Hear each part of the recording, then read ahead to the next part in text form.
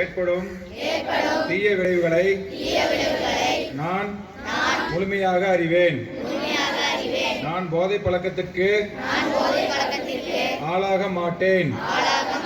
மேலும் எனது குடும்பத்தினரையும் நண்பர்களையும் போதை பழக்கத்திற்கு ஆளாகாமல் தடுத்து அவர்களுக்கு அறிவுரைகளை வழங்குவேன்.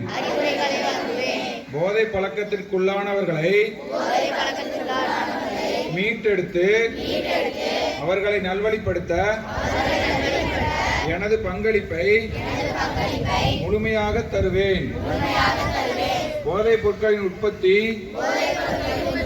நுகர்வு, பயன்பாடு ஆகியவற்றிற்கு எதிரான